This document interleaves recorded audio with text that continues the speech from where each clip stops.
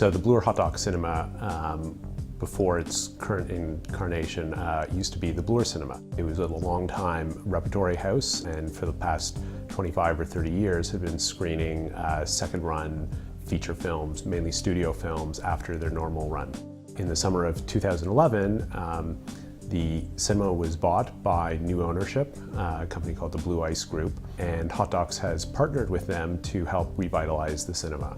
Amazingly, next year marks the 100th anniversary of the Bloor Cinema, and what we're committed to at Hot Docs is making sure that we're relaunching it into the next 100 years with this restoration and with a new programming vision to make sure that it's here for a next generation of documentary film lovers and film lovers. Well, this theater has a lot of history that's very appealing. It's been around for many years. It's many incarnations. It's been an icon for movie-going, and it's been a very important part of the movie scene. It's the last of the single screens in the city.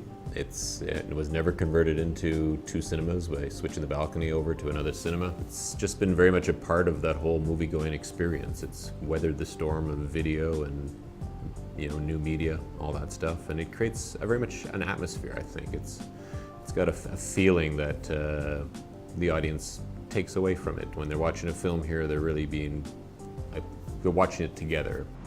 I just love the idea that there's a specialized theater in a neighborhood like this. You can see, big cineplexes everywhere, but that this offers something very specific is really great for the neighborhood, I think.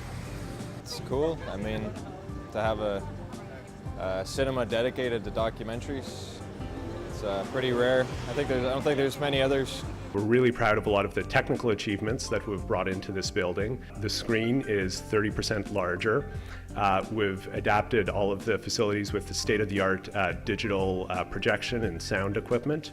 And we've also restored all of the original 35mm equipment so that those films can be presented in the best manner possible. But if the building, in terms of its renovation and the new technical standards, draw you in, we really hope it's the programming that makes you keep coming back, and the popcorn.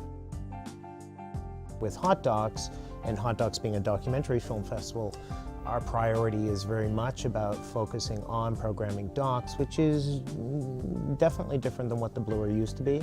But we are trying to still embrace what the feel and the nature of the Bloor was by having older films that did have great success in the Bloor through our Back to the Bloor program, and trying to understand who the community is. We're in the Annex, which is kind of the heart of the student ghetto. So although we're going to be playing some documentaries that appeal to an older audience, we will definitely also be trying to find some programming that will appeal more to the students of the neighborhood and the immediate Annex community.